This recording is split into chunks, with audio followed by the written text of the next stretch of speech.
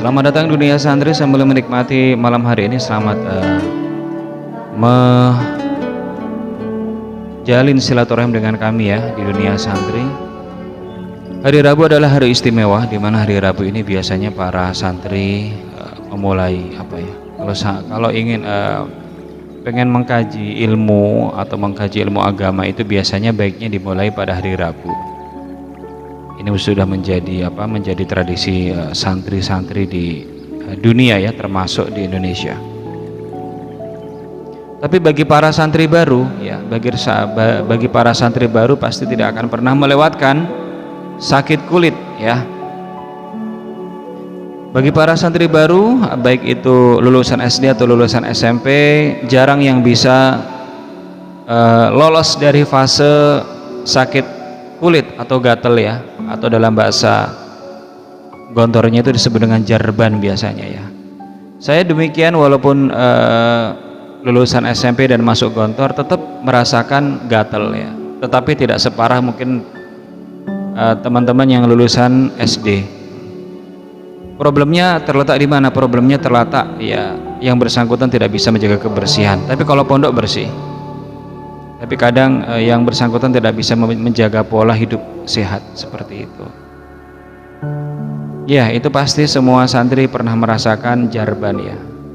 Walaupun itu paling hanya fase-fasenya ketika dia kelas 1 atau anak baru. Ketika sudah masuk kelas anak lama, biasanya sudah tidak, dia sudah kebal ya, sudah memiliki antibodi untuk melawan penyakit-penyakit gatal atau penyakit-penyakit kulit ya. Alunan musik itu adalah alat ya, kita tidak bisa menghukuminya haram atau makruh atau bagaimana. Yang pasti ketika musik itu membawa menjadikan kita terlena ya, itu akan menjadi musik yang haram ya. Tapi kalau musik itu bisa mengantarkan kita kepada pengakuan kita, atau mengantarkan kita agar mau berkontemplasi dan merenungkan sehingga kita mendapatkan kesadaran ya, maka musik itu baik ya. Maka kita di Gontor pun juga diajarkan bermusik ya. Minimal setiap tahun itu ada 2 kali lomba folk song ya. Jadi musik hanya sebagai perantara saja, bukan alat utama atau bukan tujuan utama ya musik itu ya. Kenapa musik? Karena ya itu Pak ya, karena Gontor masih memegang prinsip bahwa suara wanita itu aurat. Maka sebisa mungkin publikasi santriwati bernyanyi atau santriwati menari itu ditiadakan ya. Jadi di Gontor Putri itu ya ada publikasi santriwati bernyanyi atau santriwati katakanlah dia seni tari, itu memang sebisa mungkin untuk tidak upload di media sosial, atau bisa di-upload di media sosial untuk bisa dikonsumsi oleh publik, tidak ya, karena memang Gontor masih memegang prinsip bahwa suara wanita itu aurat. Jadi sebisa mungkin dihindarkan dari konsumsi publik ya, kecuali mungkin kita ya, kecuali artinya para asatid yang memang katakanlah ya sudah bisa memahami lah ya, sudah bisa mengontrol juga. Kalau misalnya ada acara-acara pentas seni, itu pun juga ustadz-ustadz tidak semuanya walaupun sudah berkeluarga bisa menikmati dan bisa menyaksikan ya. Itulah alhamdulillah sampai detik ini moga-moga tidak terjadi ya. Dan memang banyaknya kegiatan di Gontor itu Gontor itu menerima minat bakat semua santri dan santrinya untuk diarahkan kepada satu hal yang positif ya. Mereka yang memiliki kemampuan untuk menulis lagu ya, diberikan kesempatan untuk menulis lagu, dan akhirnya lagu tersebut juga dipublikasikan walaupun disampaikan oleh ustadz-ustadz ya, ataupun santri-santri putra untuk mensenandungkannya ya. Oke. Ustadz, santri Gontor pakai peci itu standarnya berapa? standarnya ya, standarnya ukurannya 8 sampai 9 ya. Oh enggak standarnya. Standarnya itu tinggi ya, tingginya itu 7 kalau nggak salah ya, minimal 7, kemudian 8, 9. Ini tinggi saya berapa ya? 9 kayaknya punya saya ini tingginya ya. minimal 7, kemudian 8, 9, 10 juga ada. Yang penting nggak boleh terlalu panjang ya. Dan yang pasti kalau peci gontor itu ada yang AC ini dan ada yang full AC. Dan peci itu biasanya dipakai oleh guru-guru yang sudah berkeluarga ya, atau guru-guru yang khusyuk gitu. Kenapa tidak diwajibkan pakai peci ya? Ya karena begini, karena persoalannya itu kegiatan di gontor itu padat ya, padat dan seolah-olah tidak ada jeda. Karena bagi gontor itu prinsipnya apa? Ar-rohatu fitabadulil amal. Istirahat itu ketika kita berpindah dari satu pekerjaan ke pekerjaan berikutnya. Ar-rohatu fitabadulil amal. Ketika kita berpindah satu kegiatan ke kegiatan berikutnya, itu adalah istirahat. Jadi dengan rutinitas yang begitu padat ya tidak bisa kita kemudian dan itu kan akan mempengaruhi ini ya, bau peci kita ya, kalau memang tidak tidak telaten untuk menjemurnya ya. Saya dulu pernah, kenapa Ustadz Gontor jarang pakai peci ya? Kenapa? Biar keren. Bukan ya, bukan jarang pakai peci ya, rata-rata jarang ketika masih rambutnya bisa dibentuk rapi ya. Memang jarang pakai peci, kecuali beberapa orang saja ya, karena peci itu menjadi outfit wajib ketika sholat gitu. Kenapa ya? Ya seperti ini ya gitu. Kalau rambut saya kan sudah ya nggak berbentuk ya, mendingan pakai peci saja daripada nanti menolak tua ya. Betul, menolak tua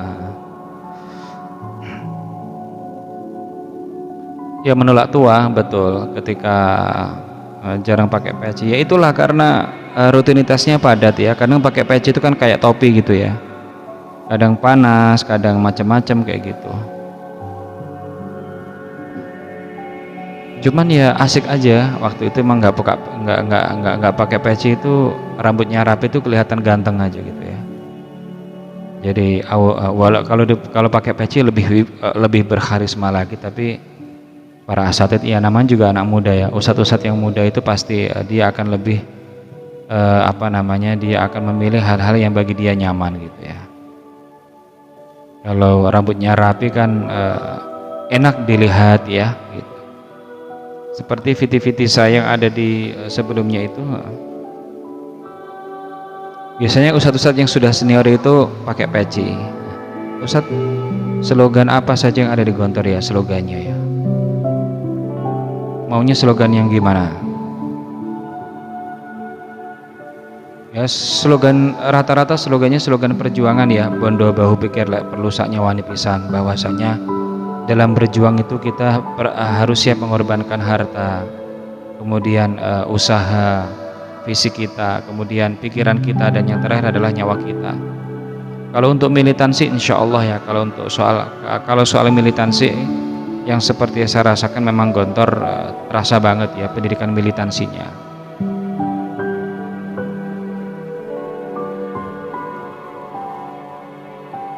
Jadi kurikulum yang dibuat di gontor itu dalam durasi 24 jam, salah satu tujuannya adalah melatih jiwa militans gitu ya. Si arti dari Kuliatul Mu'allimin Al-Islamiyah itu apa ya? KMI ya, KMI. Jadi di gontor itu sistem pendidikannya mu'allimin ya. Mu'allimin itu, kuliatul itu adalah persemaian, mu'allimin adalah guru-guru Islam. Jadi memang gontor itu didesain untuk mencetak para guru-guru ya. tetapi bukan guru biasa, tapi sebenarnya adalah mencetak para pemimpin, karena pemimpin pada hakikatnya nanti juga akan menjadi teladan bagi para pengikutnya atau para anggotanya, ya, dan akan mengajarkan, mengontrol, apalagi mengarahkan, ya seperti itu ya. Oke. Ustadz, jawaban apa yang betul ketika ditanya ke Gontor apa yang kau cari? Ya. Ketika ditanyakan seperti itu, maka jawablah, saya mencari pendidikan dan pengajaran, ya. Saya mencari pendidikan dan pengajaran, maka itu jawabannya betul. Ada dulu teman saya dari Jakarta, dia memiliki warna kulit yang gelap. Dia keturunan Arab, tapi warna kulitnya agak gelap. Ketika ditanya, kamu ke Gontor buat apa? Dia dengan polosnya menjawab, supaya kulitnya putih, ya. Karena anak pondok itu identik dengan jarang keluar rumah, jarang keluar jalan-jalan, ya, sehingga konon katanya aktivitas seperti itu membuat kulitnya putih. Ini betul ini, ya. Maksudnya teman saya jawab seperti itu dan pengujinya ketawa, ya. Tapi alhamdulillah dia lulus, ya.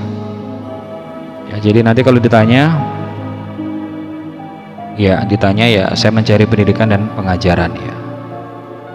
Karena memang di Gontor itu apa yang kau dengar, apa yang kau rasakan, apa yang kau lihat, itu adalah pendidikan.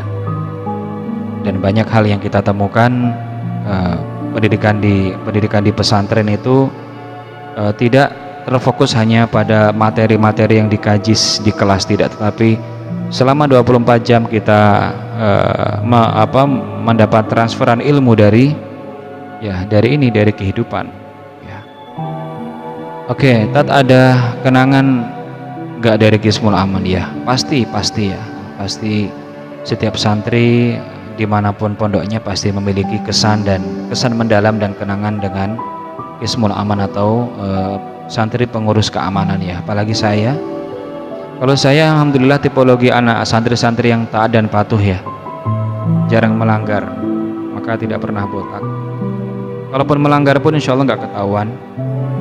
Melanggar yang bukan pelanggaran syar'i, ya pelanggaran ini aja lah, pelanggaran aturan saja. Tetapi alhamdulillah tidak ketahuan keamanan. Semua santri pasti pernah memiliki potensi untuk melanggar aturan, itu pasti ada, ya.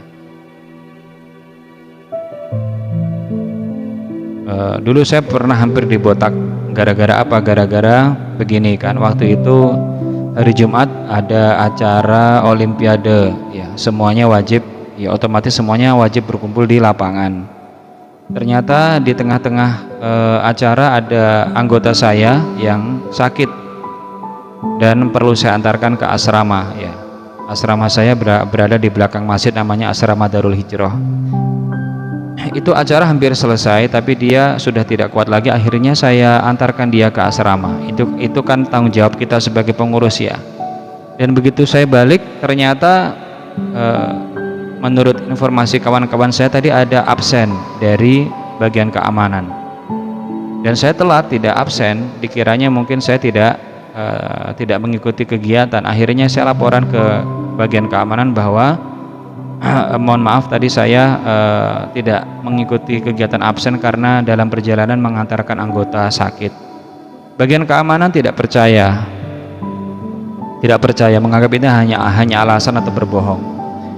Kemudian beliau memutuskan hukuman bagi saya botak, ya. Saya merasa tidak bersalah karena memang saya tidak melakukan kesalahan. Akhirnya saya adukan ke supervisor saya, ya, bagian bahasa, ya. Saya adukan begini-begini, beliau percaya dan langsung bagian keamanan itu dipanggil dan diceramai. Kalau memang tidak ada bukti, ya, pokoknya intinya gitulah. Kemudian saya dipanggil lagi, ya, saya dimarah-marahi lagi, nggak usah lapor-lapor loh, bukan masalah laporan begitu. Ini adalah saya tidak seperti apa yang Anda tuduhkan, dan saya waktu itu seperti itu, ya. Alhamdulillah saya selamat dari pembotakan, ya. Alhamdulillah seperti itu, ya. Bukan melawan, tapi saya menyampaikan apa adanya seperti itu ya. Kalau sudah kita tidak apa yang kita sampaikan tidak meyakinkan, maka kita cari backup gitu ya. Itu adalah kenangan yang masih saya ingat sampai sekarang ya, dengan bagian keamanan ya. Ustadz dulu waktu jadi santri punya teman dari luar negeri ya, pasti. Saya kelas 3 intensif ya, di asrama saya di Gontor 1 itu di bawah masjid, namanya asrama RCKB. Satu kamar dengan saya itu santri dari Manchester United. Dia blasteran Inggris dan Indonesia. Ibunya Indonesia, ayahnya luar negeri ya. Dan dia memang lancar ngomong bahasa Inggris karena memang KTP-nya di sana. Ya alhamdulillah ya, berkat saya ngobrol dengan dia secara tidak sadar itu ya, aksennya atau mungkin pronunciation-nya itu sok-sokan ngikut-ngikut lah gitu. Akhirnya kita menjadi peserta, kita dipilih sebagai perwakilan untuk ikut lomba cerdas cermat bahasa antar asrama. Alhamdulillah kelompok kami juara 1. Dan ketika penerimaan hadiah saya dipanggil mewakili tim saya. Bagian bahasanya bertanya, "Are you from America?" Loh, apakah kamu dari Amerika? Saya tuh kaget, wajah saya bukan wajah bule, tapi kenapa kok saya itu betul itu yang nanya itu namanya sekarang dosen di UIN Malang, namanya Ustadz Mahfudzi Mahfuzo. Ingat ini, "Are you from America?" gitu. Wah, saya jawabnya nggak enak gitu ya. No, otomatis no lah ya, gimana, wajah saya wajah Jawa kok dari Amerika, karena mungkin dia melihat saya setiap hari itu sama dia gitu. Itu, dan ketika kelas 5 saya menjadi pengurus asrama Darul Hijrah. Itu asrama yang terletak di belakang Masjid Gontor, dan asrama Darul Hijrah itu bersebelahan langsung dengan asrama santri-santri dari Amerika dan santri Singapura dan santri keturunan India. Jadi otomatis kita tiap hari ya ketemu dan sok-sokan ngobrol ya. Bahkan saya pernah membawa dua orang Amerika, dia keturunan Vietnam yang mukim di Amerika sana ya. Dua orang Amerika pulang ke rumah saya di Madiun, dan itu sempat menghebohkan satu desa ya. Setidaknya dari situ saya mensyiarkan ya, bahwasanya ya beginilah ya pendidikan di pondok gitu ya. Tidak seperti yang Anda stigmakan, karena menurut masyarakat itu kalau mondok itu tidak memiliki masa depan yang jelas. Oke, pernah merasakan sensasi gosip? Ya, itu tidak perlu saya ceritakan. Karena begini ya, di pondok itu kan, di Gontor itu kan waktu cepet ya, dan tidak memberikan kesempatan bagi kita untuk lelet. Maka ketika kita sudah terancam dikejar-kejar oleh keamanan, maka ya itu pakai sandal orang lain gitu ya, niatnya pinjem gitu aja, mau dibalikan orangnya mana gitu ya.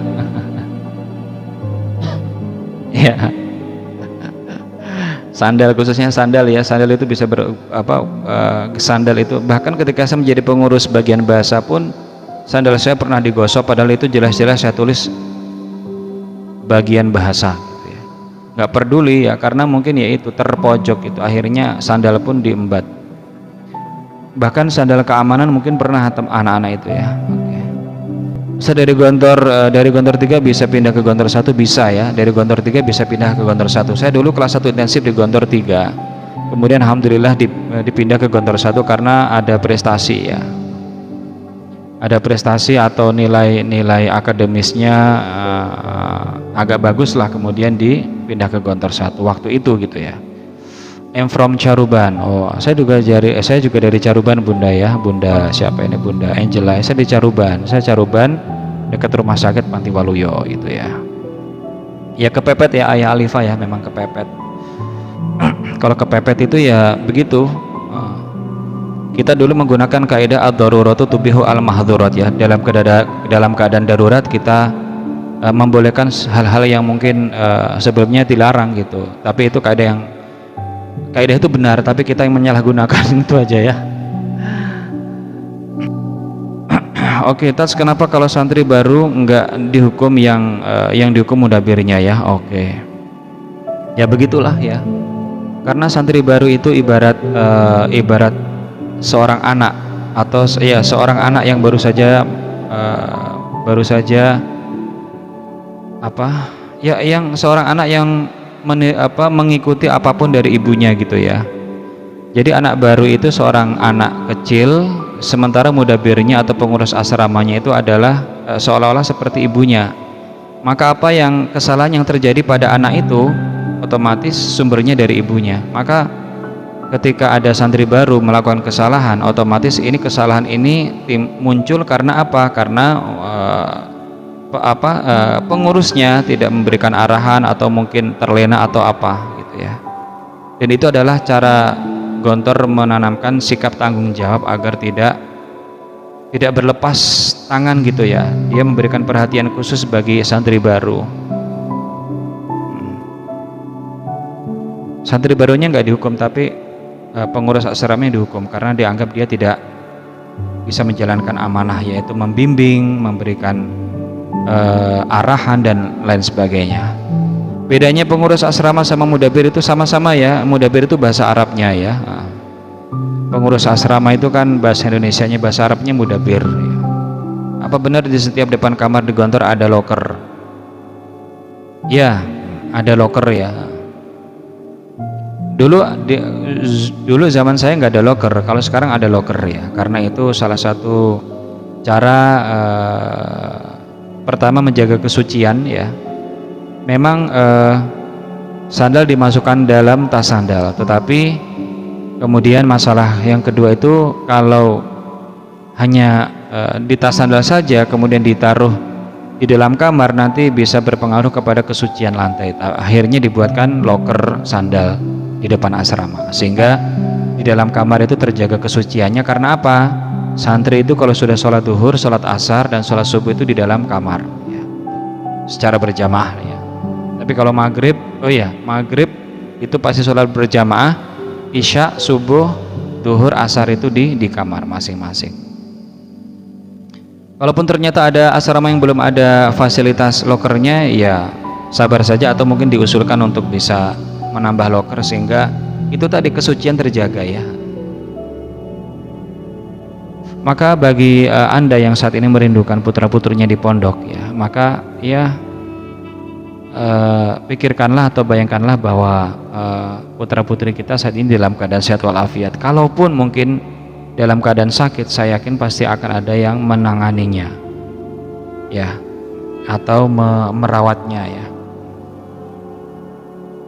Dan santri mendapatkan santri mendapatkan cobaan, walaupun mungkin ia tidak bisa tidak bisa menyikapinya, tetapi Allah mengirimkan ustadz-ustadznya untuk menjadi problem solvernya ya gitu. Jadi apalagi di santri-santri, saya kan di Pondok Mukodasah ya, santri-santri usia 6 tahun itu kadang mereka kesulitan melakukan sesuatu hal, tiba-tiba ustadznya tiba-tiba muncul lah, seperti itu yang mungkin kadang kita kita tidak sadari. Ada santri butuh sesuatu dan dia tidak mampu, tiba-tiba kita digerakkan untuk ke sana. Ini kalau bukan salah satunya doa dari orang tuanya, tidak akan bisa terjadi seperti ini ya.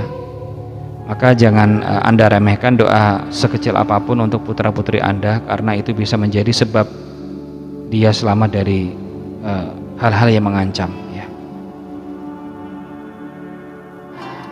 Ya, semoga para wali santri atau siapapun Anda yang saat ini memiliki putra-putri yang sedang yang menjalani pendidikan ya, semoga diberikan kemudahan, diberikan keberkahan ya.